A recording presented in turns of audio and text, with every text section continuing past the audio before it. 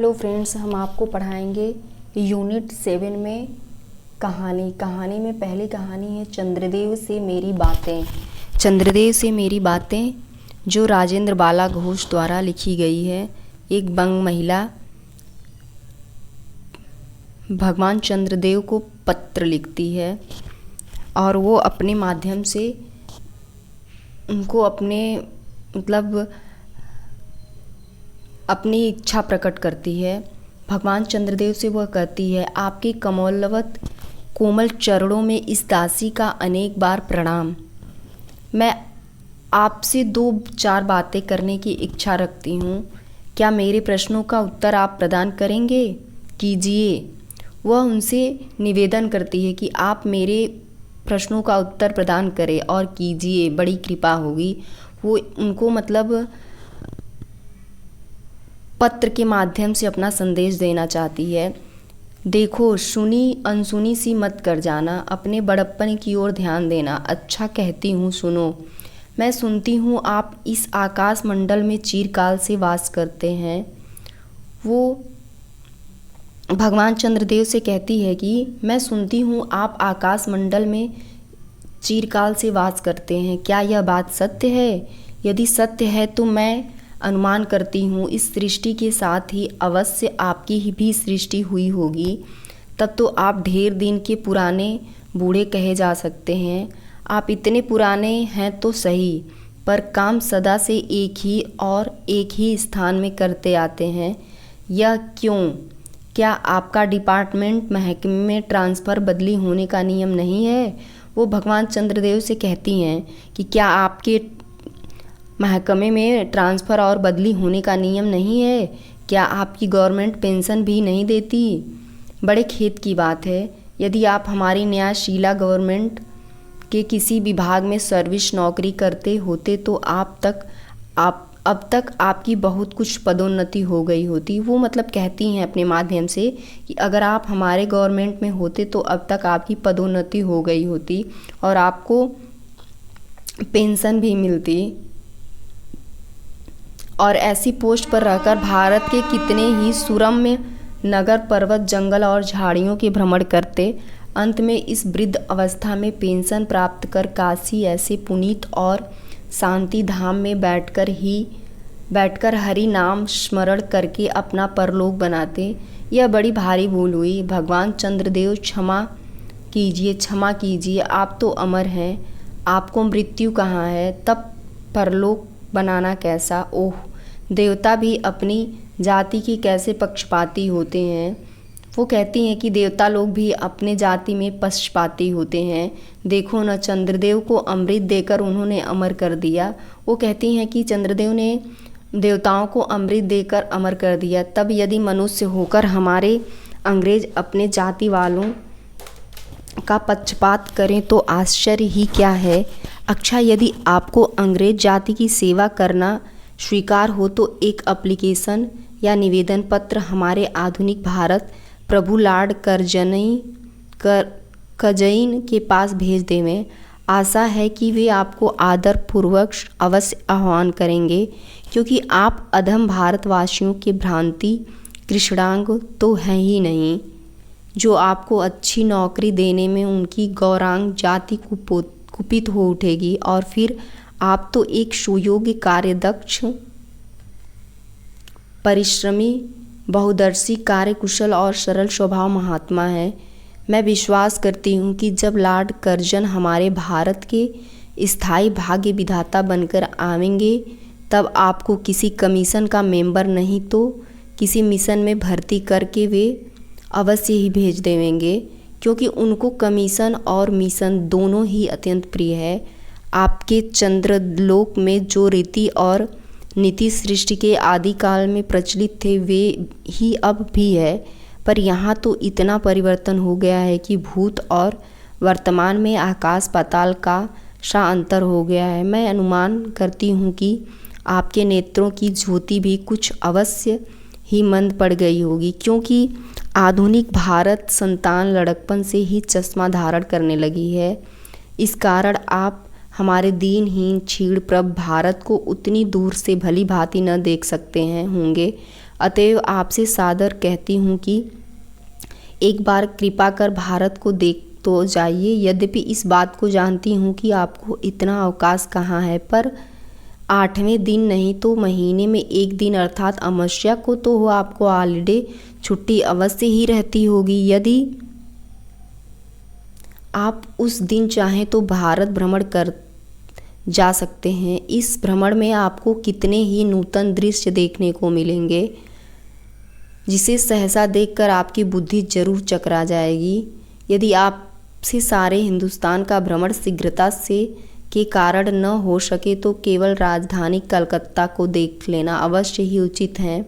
वहाँ की कल कारखानों को देखकर आपको यह अवश्य ही कहना पड़ेगा कि यहाँ के कारीगर तो विश्वकर्मा के भी लकड़दादा निकले। यही क्यों आपकी प्रिय सहयोगिनी दामिनी, जो मेघों पर आरोहण करके आनंद से अठ खेलियाँ किया करती है, वह बेचारी भी यहाँ मनुष्य के हाथों का खिलौना हो रही है। भगवान निशानाथ, जिस समय आप अपनी निर्मल चंद्रिका को बटोर मेघमाला अथवा पर्वतों की ओट से सिंधु की गोद में जा सकते हैं, उस समय यही नीरदवासिनी विश्वमोहिनी सौदामिनी अपनी उज्ज्वल मूर्ति के आलोक प्रदान कर रात को दिन बना देती हैं। आपके देवलोक में जितने देवता हैं उतने वाहन भी उतने हैं, किसी का गज, किसी का हंस, किसी का बैल, किसी का चूहा इत्यादि। पर यहाँ तो सारा बोझ आपकी चपला और अग्निदेव के माथे मढ़ा गया है। क्या ब्राह्मण, क्या क्षत्रिय, क्या वैश्य, क्या शूद्र, क्या चांडाल, सभी के रथों का वाहन वही हो रही है। हमारे श्वेतांग महाप्रभु गढ़ को जहाँ पर कुछ कठिनाई के सामना आ पड़ा, झट उन्होंने इलेक्ट्रिसिटी बिजली को लापटका। बस कठिन से कठिन कार्य सहज में संपादन कर देते हैं। और हमारे यहाँ के उच्च शिक्षा प्राप्त युवक काठ के पुतलों की भांति मुंह ताकते रह जाते हैं। जिस व्योमवासिनी विद्युत देवी को स्पर्श तक करने का किसी व्यक्ति साहस नहीं हो सकता, वही आज पराये घर में आश्रित नारियों की भांति ऐसे दबाव में पड़ी हैं कि वह छू तक नहीं कर सकती। क्या करें, बेचारी के भाग्य में विधाता ने दासी वृत्ति ही लिखा था। हरिप द्रोभवा त्रैलोक्य पावनी सुरसुरी के भी खोटे दिन आए हैं। वह भी अब स्थान स्थान में बंधनग्रस्त हो रही हैं। उनके वक्ष स्थल पर जहाँ तहाँ मोटे बृहद कारखंभ गाड़ दिए गए हैं। कलकत्ता आदि को देखकर आपके देवराज सुरेंद्र भी कहेंगे कि हमारी अमरावती तो इनके आगे निरी फीकी सी जान पड़ती है। वहाँ ईडन गार्डन तो परिशोभित नंदन कानन को भी मात दे रहा है। वहाँ के विश्वविद्यालय के विश्वश्रेष्ठ पंडितों की विश्वव्याधिनी विद्या को देखकर वीरा पाड़ी सरस्वती भी कहने लग जाएंगी कि निसंदेश इन विद्या दिग्गजों की विद्या चमत्कारिणी है। वहीं के फोर्ट विलियम के फौजी सामान को देखकर आपके देव सेनापति कार्तिकेय बाबू के भी छक्के छूट जाएंगे, क्योंकि देव सेनापति महाशय देखने में खास बंगाली बाबू से जचते हैं और उनका वाहन भी एक सुंदर मयूर है। बस इससे उनके वीरत्व का भी परिचय खूब मिलता है। वहाँ के मिंट टकसाल को देखकर सिंधु तनया आपकी प्रिय सहोदरा कमला देवी तथा कुबेर भी चका जाएंगे। भगवान चंद्रदेव इन्हीं सब विस्मयोत्पादक अपूर्व दृश्यों का अवलोकन करने हेतु आपको सादर निमंत्रित तथा सविनय आहूत करती हूँ। संभव है कि यहाँ आने से आपको अनेक लाभ भी हों। आप जो अनादिकाल से निज उज्ज्वल वपों में कलंक की कालिमा लेपन करके कलंकी, शशांक, शंशधर, संशलाक्षण आदि उपाधि मालाओं से भूषित हो रहे हैं, सिंधु तनय होने पर भी जिस कालिमा को आप आज तक नहीं धो सके, वहीं आजन्म कलंक शायद यहाँ के विज्ञानविद पंडितों की चेष्टा से छूट जाए।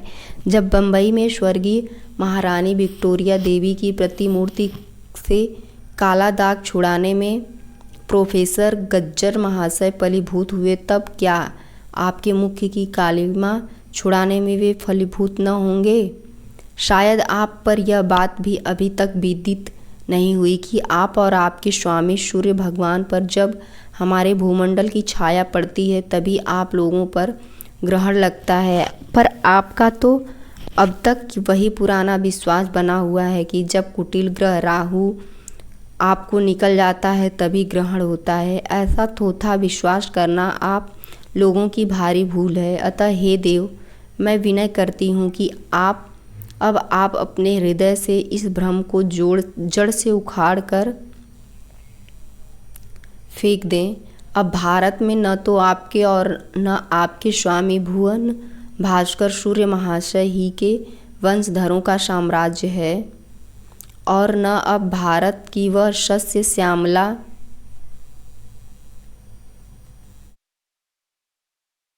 श्यामला स्वर्ण प्रसूता मूर्ति ही है। अब तो आप लोगों के अज्ञात एक अन्य द्वीपवासी परम शक्तिमान गौरांग महाप्रभु इस सुविशाल भारतवर्ष का राज्य वैभव भोग रहे हैं। अब तक मैंने जिन बातों का वर्णन आपके स्थूल रूप में किया वह सब इन्हीं विद्या विशारद गौरांग प्रभुओं के कृपा कटाक्ष का परिणाम है। यूँ तो यहाँ प्रतिवर्ष पदवी दान के समय कितने ही राज्य विहीन राजाओं की सृष्टि हुआ करती हैं, पर आपके वंशधरों में जो 2-4 राजा महाराजा नाम मात्र के ही हैं वे भी कांट के पुतलों की भांति हैं। जैसे उन्हें उनके रक्षक नचाते हैं वैसे ही वे नाचते हैं। वे इतनी भी जानकारी नहीं रखते हैं कि उनके राज्य में क्या हो रहा है, उनकी प्रजा दुखी है या सुखी।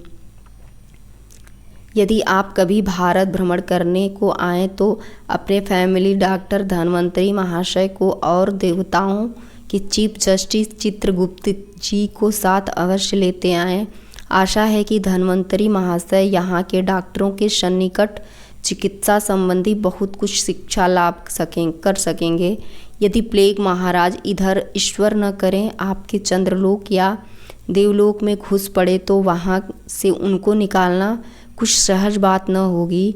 यही जब चिकित्सा शास्त्र बड़े के बड़े पारदर्शी उन पर विजय नहीं पा सकते तब वहाँ आपके देवलोक में जड़ी बूटियों के प्रयोग से क्या होगा। यहाँ के इंडियन पीनल कोड की धाराओं को देखकर चित्रगुप्त जी महाराज अपने यहाँ की दंड विधि कानून को बहुत कुछ सुधार सकते हैं और यदि बोझ न हो तो यहाँ से वे 2-4 टाइपराइटर भी खरीद ले जाएं।